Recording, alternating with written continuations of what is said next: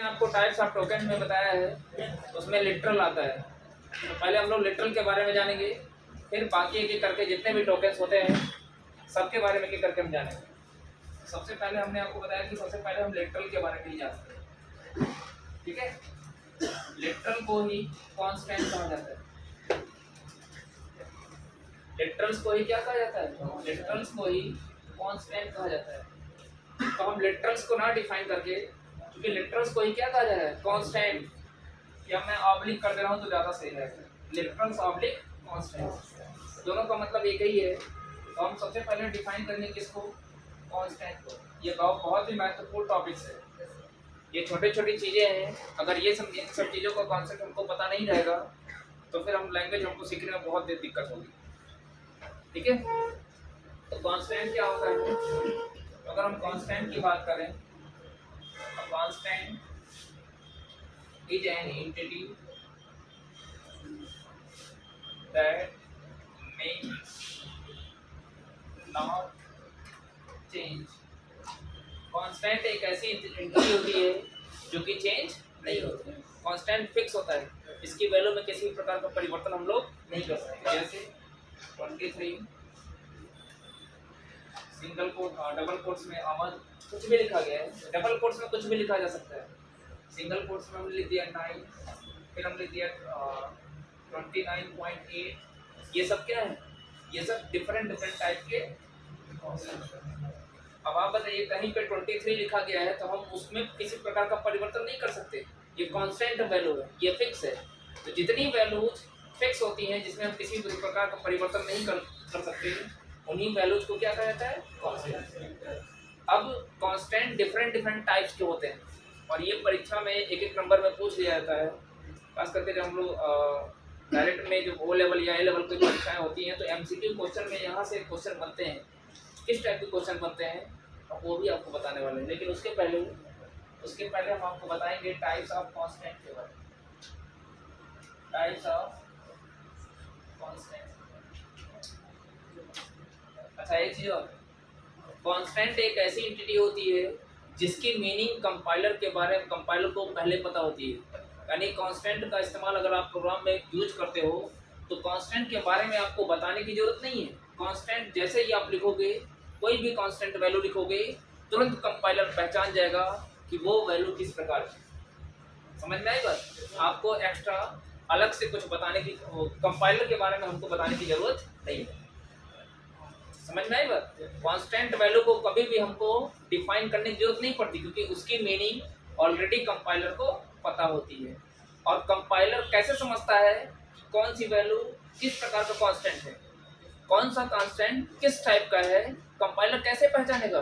तो हम उसके फॉर्मेट को जानेंगे कि कब, किस समय, किस टाइप को, है ना, किस कांस्टेंट को क्या कहा जाएगा। तो इसीलिए हम उसके बारे में पढ़ने जा रहे हैं, क्या? टाइप्स ऑफ कांस्टेंट के बारे में। तो अगर हम टाइप्स ऑफ कांस्टेंट की बात करें, सबसे पहला जो कांस्टेंट होता है वो होता है इंटीजर कांस्टेंट। सबसे पहला कांस्टेंट क्या होता है? Integer constant. इंटीजर कांस्टेंट क्या होता है? क्या समझिएगा, एक ऐसी न्यूमेरिक वैल्यू, न्यूमेरिक की मैं बात कर रहा हूँ जो नंबर हो, जिसमें दशमलव ना आया हो। एक ऐसी न्यूमेरिक वैल्यू जिसमें दशमलव ना आया हो, पॉइंट वाली वैल्यू ना आई हो, उस प्रकार के कांस्टेंट को क्या कहा जाता है? Integer constant. Number numeric value positive में है, नेगेटिव में है, कोई फर्क नहीं है, बस क्या नहीं आना चाहिए? दशमलव नहीं आना चाहिए, पॉइंट नहीं आना चाहिए। उस प्रकार के कांस्टेंट को क्या कहा जाएगा? Integer constant. जैसे मैंने लिख दिया 99, इसमें देखिए पॉइंट नहीं आया है, दशमलव नहीं आया है, इस टाइप का कांस्टेंट क्या रहेगा? Integer constant. अगर हमने लिख दिया -90 या +30 या -68, बस पॉइंट नहीं आना चाहिए, तो उस प्रकार के कांस्टेंट को क्या कहा जाएगा? Integer constant. अब इंटीजर कांस्टेंट की 3 कैटेगरी होती है। इंटीजर कांस्टेंट की 3 कैटेगरी होती है। इसके अंदर जाएंगे तो 3 कैटेगरी मिलेगी। एक आपको मिलेगा decimal integer constant, decimal integer constant. एक आपको मिलेगा ऑक्टल इंटीजर लिटरल्स, वही बात है, कांस्टेंट लिखे या लिटरल्स लिखे। एक आपको मिलेगा हेक्साडेसिमल, एक आपको मिलेगा हेक्साडेसिमल इंटीजर लिटरल्स। एक आपको क्या मिलेगा? Hexadecimal integer literals. अब बात समझिएगा, इंटीजर वाला कॉन्सेप्ट सबको समझ में आ गया? जिसमें पॉइंट ना आया हो उसे क्या कहा जाएगा? Integer constant. लेकिन जब इंटीजर कांस्टेंट में जाएंगे तो इसकी तीन कैटेगरी होती है, एक डेसिमल होता है, एक ऑक्टल होता है, एक हेक्साडेसिमल होता है। और हमने आपको पहले ही बता दिया कि कोई भी कांस्टेंट हो, हर कांस्टेंट की मीनिंग पहले से ही कंपाइलर को पता है। तो कैसे कैसे पहचानेगा कि कब कौन सा इंटीजर का? तो हमने बता दिया कि अगर दशमलव नहीं आया है किसी भी न्यूमेरिक वैल्यू में तो उसे इंटीजर कांस्टेंट कहा जाएगा। लेकिन डेसिमल की पहचान कैसे करेंगे, या ऑक्टल की पहचान कैसे करेंगे, या हेक्साडेसिमल इंटीजर की पहचान कैसे करेंगे? इसके लिए भी अलग अलग फॉर्मेट है। जैसे अभी तक हमने जितने भी आपको एग्जाम्पल बताए हैं वो सारे के सारे एग्जाम्पल किसके हैं? डेसिमल इंटीजर लिटरल के। अब नंबर सिस्टम पढ़े होगे तो नंबर सिस्टम चार तरीके का होता है, बाइनरी, ऑक्टल, डेसिमल और हेक्साडेसिमल। तो यहाँ पे जो डेसिमल है, डेसिमल का मतलब दशमलव मत समझिएगा, यहाँ पे डेसिमल का मतलब है 0 से लेके 9, इसकी बात हुई। मतलब एक ऐसी न्यूमेरिक वैल्यू जिसके अंदर मौजूद प्रत्येक डिजिट, हर एक डिजिट किस रेंज का हो? 0 से लेके 9 तक। उस प्रकार के कांस्टेंट को क्या कहा जाएगा? Decimal integer constant. कोई भी एग्जांपल आप ले लो, जैसे हम लिख दिया 136, 135, ये भी एक प्रकार का क्या है? Decimal integer constant. समझ में आ गया? इस तरीके से बस रेंज ध्यान दीजिएगा। ऑक्टल की रेंज क्या होती है? 0 से लेके 7 तक। और हेक्साडेसिमल की रेंज कहाँ से कहाँ तक होती है? 0 से लेके 3 तक। ये चीजें हमको याद रखनी है। अच्छा देखिए, अगर हमने सिंपली इस तरीके से लिखा गया है तो वो कोई भी वैल्यू 0 से लेके 9 तक ही डिजिट आएंगे, क्योंकि इसके बाद तो डिजिट होते नहीं है। तो उसे क्या कहा जाएगा? डेसिमल इंटीजर लिटरल या डेसिमल इंटीजर कांस्टेंट। लेकिन ऑक्टल की पहचान कैसे करेंगे? तो एक ऐसी न्यूमेरिक वैल्यू जिसकी शुरुआत 0 से हो। बात समझिएगा, ऑक्टल इंटीजर कांस्टेंट कब कहलाएगा? एक ऐसी न्यूमेरिक वैल्यू जिसकी शुरुआत किससे हो? 0 से हो। मैं एग्जांपल को हटा दे रहा हूँ, उसको बाद में नोट कर लीजिए, ठीक है? मैं आपको ऑक्टल का एग्जांपल बता रहा हूँ। डेसिमल का समझ में आ गया आपको? ऑक्टल की अगर हम बात करें, डेसिमल का तो बस ये ध्यान देना है कि कुछ भी वैल्यू लिख दीजिए इस तरीके से, है ना? बाय डिफॉल्ट वो डेसिमल इंटीजर कहा जाएगा। लेकिन ऑक्टल इंटीजर लिटरल कब कहलाएगा? जब मैंने ये कह दिया ऑक्टल इंटीजर के केस में शुरुआत किससे होता है? Start with 0। Start with 0। पहला चीज तो ये है कि नंबर की शुरुआत किससे होगी? 0 से होगी। दूसरी शर्त ये है कि उसके अंदर जो मौजूद डिजिट होंगे वो किस रेंज के होंगे? 0 से लेके 7। तो अब हम अगर ऑक्टल के एग्जांपल की बात करें, ठीक है, वैलिड ऑक्टल कांस्टेंट्स, तो क्या होगा? 0, 1, 3 क्या है? ये वैलिड है। बात समझिएगा, आपसे ऐसा भी क्वेश्चन पूछ लिया जाता है कि निम्न में से कौन सा वैलिड ऑक्टल कांस्टेंट है और कौन सा इनवैलिड ऑक्टल कांस्टेंट है। तो हम आप लोग से खुद ही पूछते हैं, आप लोग बताइएगा। जैसे हमने 0, 1, 3 लिखा, वैलिड है। 0, 1, 8 लिखा, ये इनवैलिड है, क्योंकि देखिए इसकी ये जो एक अंक आया है 8, ये ऑक्टल के रेंज का नहीं है। ऐसे हम लिख दिया 0, 3, 6, 7, ये इनवैलिड है, ये क्या है? वैलिड है। तो ऑक्टल इंटीजर कांस्टेंट की पहचान कैसे होती है? पहला चीज तो 0 से स्टार्ट होगा। दूसरी बात हमको ये ध्यान देनी है कि उसके जो डिजिट्स होंगे वो किस रेंज के होंगे? 0 से लेके 7। और यही फॉर्मेट कंपाइलर के अंदर भी बना के रखा गया है। अगर इस तरीके से किसी वैल्यू को लिखा जाएगा तो कंपाइलर भी पहचान जाएगा कि वह किस प्रकार का कांस्टेंट है, ऑक्टल इंटीजर कांस्टेंट है या ऑक्टल इंटीजर लिटरल। समझ में आई बात? फिर अगला आता है हेक्साडेसिमल। हेक्साडेसिमल की पहचान देखिए, हमको दो बातें ध्यान देनी है, स्टार्ट किससे हो रहा है, दूसरी चीज हमको रेंज ध्यान देनी है। अब रेंज में चूंकि इसकी रेंज 0 से लेकर 15 तक होती है हेक्साडेसिमल की, लेकिन इसमें चूंकि डिजिट का इस्तेमाल हम कहाँ से कहाँ तक करते हैं? 0 से लेकर 9 तक। मैं यहाँ पे लिख रहा हूँ हेक्साडेसिमल का केस, मैं यहाँ पे लिख दे रहा हूँ। हेक्साडेसिमल की रेंज आपको पता है कहाँ से कहाँ तक होती है? 0 से लेकर 15। जहाँ पे 0 से लेकर 9 तक हम डिजिट का इस्तेमाल करते हैं। उसके बाद 10 आता है तो 10 को क्या लिखा जाता है ए, 11 को क्या लिखा जाता है बी, 12 को क्या लिखा जाता है सी, 13 को क्या लिखते हैं डी, 14 को क्या लिखते हैं ई और 15 को क्या लिखते हैं। अब कैसे पहचानेंगे कि कोई कांस्टेंट हेक्साडेसिमल होगा? पहला चीज तो ये है कि ये स्टार्ट किससे होता है 0x से। इससे किससे स्टार्ट होता है 0x, 0x या 0 कैपिटल एक्स, या तो स्मॉल एक्स होगा या तो कैपिटल एक्स होगा। समझ में आएगा? तो एक ऐसा नंबर जिसकी शुरुआत किससे हो 0x से हो। अब x कैपिटल भी हो सकता है और स्मॉल भी हो सकता है, और उसके प्रत्येक डिजिट किस रेंज के होंगे 0 से लेके 15 तक, यानी 0 से लेके 9 तक डिजिट हो सकता है। उसके बाद की वैल्यू क्या हो सकती है a से लेके f तक का कोई लेटर हो सकता है। जैसे मैं कुछ एग्जांपल आपको देना चाहता हूँ। जैसे मैंने लिख दिया हेक्साडेसिमल में मैंने लिख दिया, जैसे हम लिख दिया 0xF0। अब देखिए ये क्या है f, क्या है f का मतलब 15 और 0 तो ऑब्वियस ही रेंज में आता है, यानी ये क्या हो गया वैलिड हो गया। अगर मैं लिख दूं 0x823 ये भी क्या कहलाएगा वैलिड कहलाएगा। अगर मैं लिख दूं 0xZA तो ये क्या कहलाएगा इनवैलिड। समझ में आ गया? तो ये तो था किसके बारे में इंटीजर कांस्टेंट्स और उसके टाइप्स के बारे में। समझ में आई बात?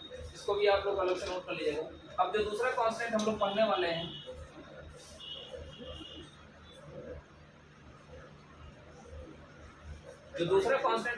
वाले हैं, उसका नाम क्या है रियल कांस्टेंट। उसका नाम क्या है रियल कांस्टेंट। देखिए ये टाइप ऑफ कांस्टेंट की दूसरी कैटेगरी है, और ये जो मैं कैटेगरी बताया हूँ ये किस कांस्टेंट का है रियल कांस्टेंट, या इसी को फ्लोटिंग पॉइंट कांस्टेंट के नाम से भी जाना जाता है। फ्लोटिंग पॉइंट कांस्टेंट, इसी को फ्लोटिंग पॉइंट कांस्टेंट के नाम से भी जाना जाता है। तो अगर आपसे कोई पूछे फ्लोटिंग पॉइंट कांस्टेंट क्या होता है तो आप बताएंगे क्या एक ऐसी न्यूमेरिक वैल्यू जिसमें पॉइंट आए।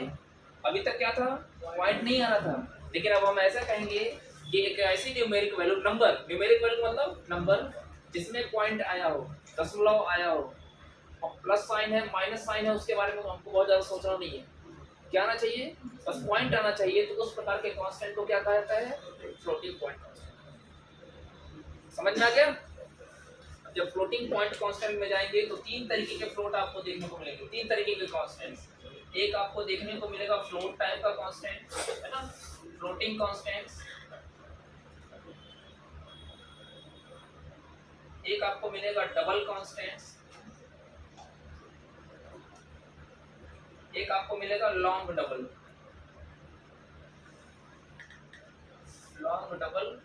कांस्टेंट्स। ठीक है, मैं इसको अलग से बताता हूँ।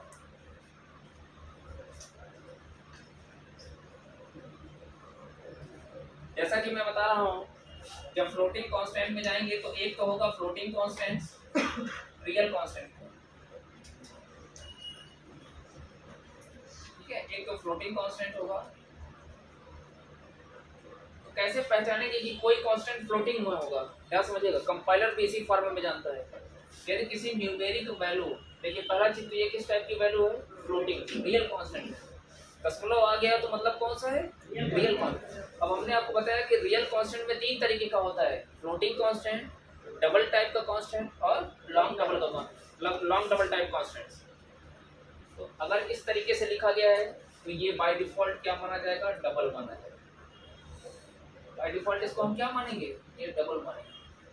तो फ्लोट कब माना जाएगा अगर ये लिखा होता है 2.3 f किसको इंडिकेट कर रहा है फ्लोट, f का मतलब क्या है फ्लोट।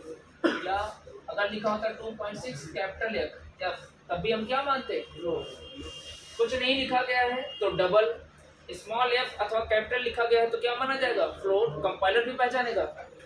इसका हम आपको प्रैक्टिकल करके दिखाएंगे कि अगर हम इस तरीके की वैल्यू लेंगे तो कंपाइलर बताएगा कि किस प्रकार का कांस्टेंट है।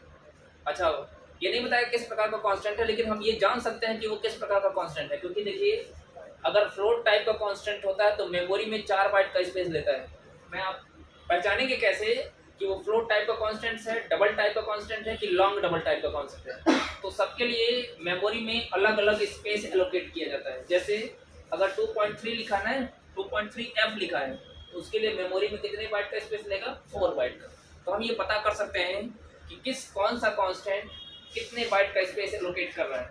उस समय ये प्रूफ कर सकते हैं, प्रैक्टिकल करके हम लोग इसका देखेंगे कि कब कौन सा कांस्टेंट फ्लोट होगा, डबल होगा या लॉन्ग डबल होगा, या ऐसे इंटीजर के केस में भी है। अगर इस तरीके से लिखोगे तो डबल के लिए 8 बाइट का स्पेस बनता है। तो जब इसका साइज पता करोगे तो इसका साइज कितना देगा? 8। तो हम तुरंत समझ जाएंगे कि यह किस प्रकार का कांस्टेंट है? डबल। समझ में आ गया? और अगर कहीं लिखा होता 23 पॉइंट वैल्यू से, ये न्यूमेरिक कांस्टेंट पे मत जाइए, लास्ट में क्या लिखा है उस पर ध्यान दीजिए, और उसी बिहाफ पे हम लोग पहचानेंगे कि वो दशमलव में या रियल कांस्टेंट में किस प्रकार का कांस्टेंट है, फ्लोट है कि डबल है कि लॉन्ग डबल। ठीक है? लॉन्ग डबल की पहचान कैसे होगी? कैपिटल में LF लिखा होगा। कैपिटल में क्या लिखा होगा? LF लिखा होगा। समझ में आ गया? तो कैपिटल में अगर LF लिखा गया है तो हम तुरंत समझ जाएंगे। कभी कभी अगर ऑफलाइन एग्जाम होता है तो स्मॉल LF भी आ जाता है, तो कोई दिक्कत नहीं है। कैपिटल बस L है ना, L का मतलब लॉन्ग डबल।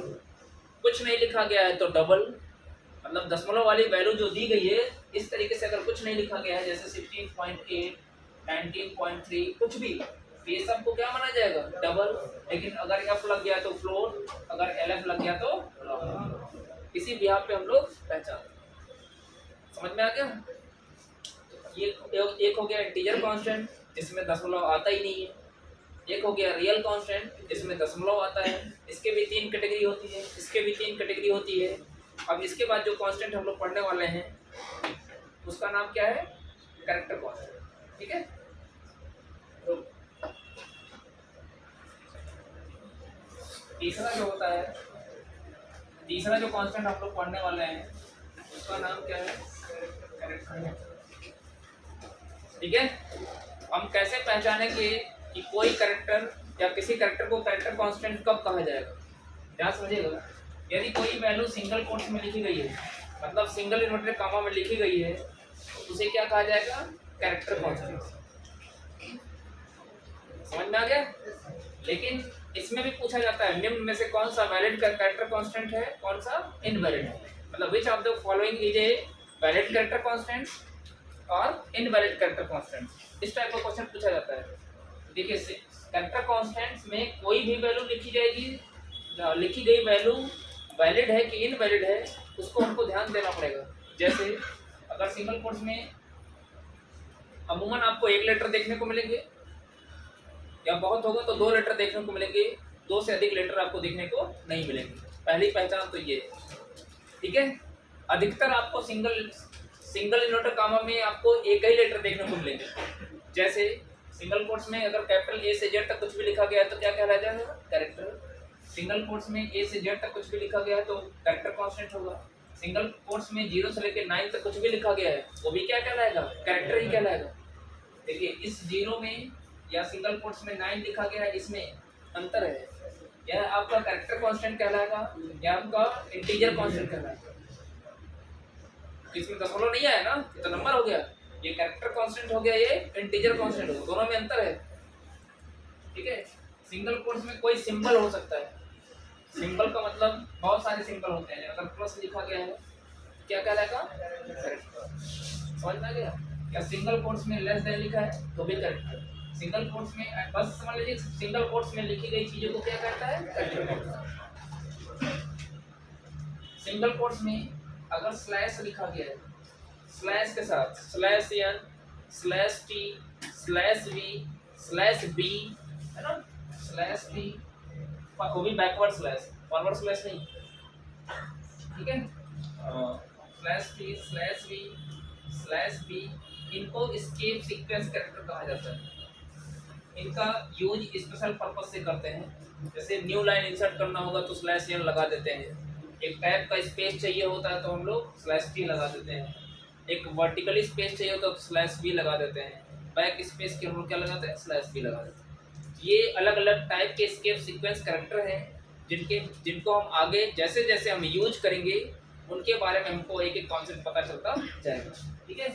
लेकिन मैं बता रहा हूँ इनको क्या कहता है, एस्केप सीक्वेंस कैरेक्टर। इनकी आप पहचान कैसे करोगे, ये भी एक प्रकार के कैरेक्टर कांस्टेंट ही है, तो इनकी पहचान सिर्फ इसी बिहाफ पे होती, बैक स्लैश होगा और सिंगल कोट्स में कोई लेटर लिखा होगा। मैं सिर्फ इसी केस में बताया हूँ, मैंने आपसे बोला ना कि दो कैरेक्टर हो सकते हैं। अब इसमें देखिए दो कैरेक्टर है कि नहीं है, एक स्लैश हो गया, एक एन हो गया, स्लैश टी, स्लैश के साथ कोई कोई एक लेटर दिया होगा, तो अगर इस तरीके का लिखा गया है तो वो भी एक प्रकार का कैरेक्टर कांस्टेंट ही होता है। और उस टाइप के कैरेक्टर कांस्टेंट को क्या कहा जाता है, एस्केप सीक्वेंस कैरेक्टर कहा जाता है।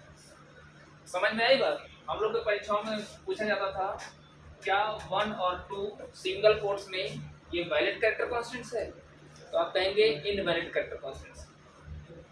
ये क्या है, इनवैलिड है, ये भी इनवैलिड है, कुछ भी स्मॉल में स्मॉल ए कुछ भी अगर दो लेटर लिखा गया है तो ये सारे के सारे कैरेक्टर कांस्टेंट क्या है, इनवैलिड है। इसका रीजन है, रीजन क्यों है, उसका रीजन ये है कि जो सी लैंग्वेज है वो किस प्रकार की कोडिंग सिस्टम को फॉलो करता है, आस्की कोड पे काम करता है। सी लैंग्वेज किस प्रकार की कोडिंग प्रणाली को का इस्तेमाल करता है, तो वो होता है आस्की। आस्की का मतलब होता है अमेरिकन स्टैंडर्ड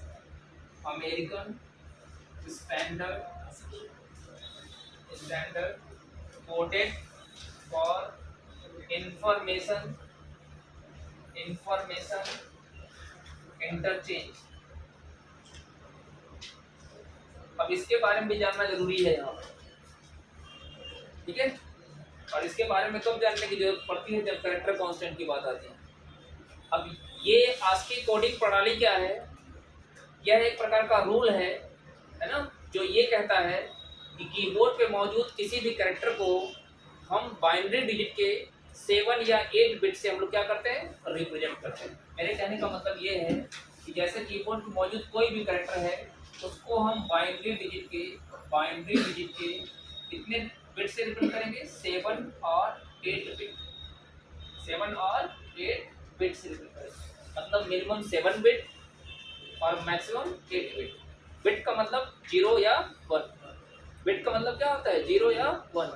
आपको पता है कि हम जब भी कोई प्रोग्राम लिखते हैं तो कैरेक्टर के रूप में ही, मतलब जो कुछ भी टाइप करते हैं, है ना, तो अगर कैरेक्टर के रूप में कोई डाटा देते हैं तो वो डाटा कन्वर्ट होता है किसमें, मशीन लैंग्वेज। जैसे अगर हमने टाइप कर दिया कैपिटल बी, तो कैपिटल बी की आस्की वैल्यू कितनी होती है, 66। इसका जब कन्वर्जन करेंगे तो हमको मिलेगा क्या, 64, 32, 16, 8, 4, 2। ये देखिए इसके अंदर कुल कितने डिजिट हैं, 1, 2, 3, 4।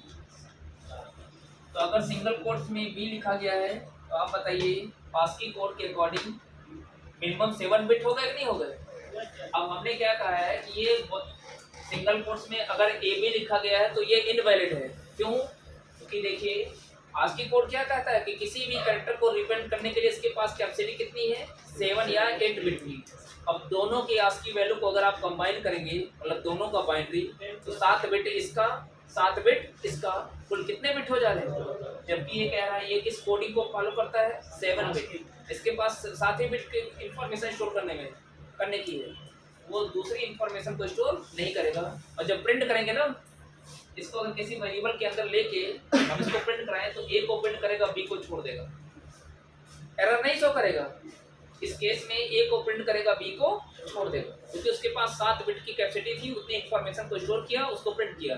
बाकी उससे बड़ी इंफॉर्मेशन को क्या कर देगा, स्किप कर देगा। इसको प्रैक्टिकल करके हम बताएंगे। तो इस तरीके से अगर सिंगल कोट्स में एक से अधिक लेटर आए हों, चाहे वो नंबर हो या कोई भी हो, तो उस केस में उसे इनवैलिड कैरेक्टर कांस्टेंट कहा जाएगा।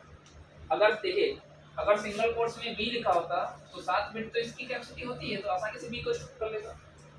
ये भी ध्यान दीजिएगा, अगर 2 से अधिक लेटर लेते हो तो एरर शो करेगा। उसके बाद 2 लेटर या सिंगल लेटर तक कोई एरर नहीं है। और सिंगल अगर एक ही लेटर सिंगल कोट्स में लिखा गया तब तो वो वैलिड है ऑलरेडी, तब तो कोई दिक्कत नहीं है। लेकिन अगर सिंगल कोट्स में 2 लेटर आए हैं तो एरर नहीं शो करेगा, पहले वाले लेटर को स्टोर करेगा, उसके बाद वाले लेटर को छोड़ देगा। और 2 से अधिक लेटर अगर आप लेते हो तो उस केस में क्या लेगा, वो एरर शो करेगा। समझ में आ गया। तो ये तो था किसके बारे में, कैरेक्टर कॉन्स्टेंट्स के बारे में। अब हम बात करेंगे किसके बारे में, स्प्रिंग कांस्टेंट। एक और है, बात कर लेते हैं इसके। जो चौथा कांस्टेंट होता है ये आसान होता है, स्प्रिंग कांस्टेंट। कैसे पहचानेंगे कि स्प्रिंग कांस्टेंट कब होगा, यदि किसी वैल्यू को हम डबल इन्वर्टेड कामा में लिख दें, कुछ भी कोई भी टेक्स्ट लिख दें, any text double inverted comma के अंदर कुछ भी लिख दें, उस प्रकार के कांस्टेंट को क्या कहा जाएगा, स्प्रिंग कांस्टेंट।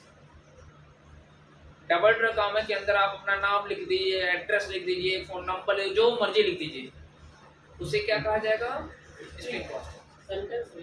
कुछ भी डबल इन्वर्टेड कामा में है ना, डबल, हाँ ये ध्यान रहे कि एक लाइन का होना चाहिए, सिंगल लाइन ऑफ टेक्स्ट होना चाहिए, मल्टीपल लाइन ऑफ टेक्स्ट नहीं होना चाहिए। पता चले कि हम एक लाइन में एक बार डबल कामा ओपन कर दिए, फिर यहाँ गूगल लिखना स्टार्ट कर दिए, फिर लास्ट में जाके क्लोज कर दिए, इस टाइप का नहीं।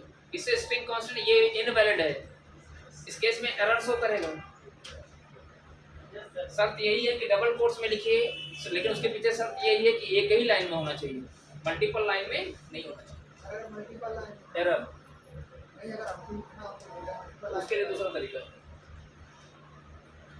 ओके, रन टाइम पे इनपुट करा सकते हैं, रन टाइम पे मल्टीपल लाइन ऑफ टेक्स्ट को इनपुट करा सकते हो, वैसे नहीं इनपुट करा सकते। ठीक है, ठीक है।